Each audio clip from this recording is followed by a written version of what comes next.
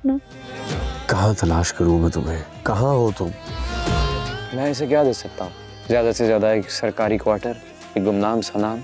चाहो तो मेरे टुकड़े करके किसी दरबार पर बांट दो, वह किसी गैर मर्द के हवाले मत करना। सुंदरी कहती है, गुलाम को मेरे टुकड़े करके किसी दरबार पे बांट देना, मगर किसी गैर महरम के हाथ मेरा मत देना। गुलाम बहुत परेशान होता है, कहता है मैं बादशाह से बहुत प्यार करता हूँ, अपनी जान से भी ज़्यादा। बादशाह, मैं बादशाह के एहसान मंद हूँ।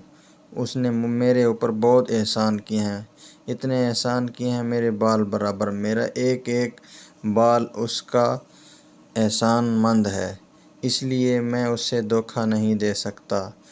आगे से सुंदरी कहती है, अगर आप मेरे साथ प्यार ना करते होते या मैं आपके साथ प्यार ना करती होती, उसी वक्त आपको मार देती, आपकी जान ले लेती।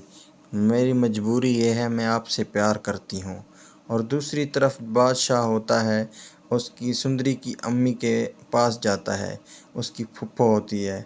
बादशाह की फुफ्फो के पास जाता है, अपनी फुफ्फो को बोलता है, खाला अम्मा, मैं आपके लिए सरप्राइज़ लाया हूँ। वो कहती है, मैं आपसे नाराज़ हूँ। कहती है, मैंने एक काम बोला था आपसे, वो नहीं हुआ। दूसरी तरफ जो है ना, बादशाह के माँ बाप उसके ससुराल में गए होते हैं लड़की को देखने के लिए। बादशाह बहुत परेशान होता है, सुंदरी को ढूंढ रहा होता है।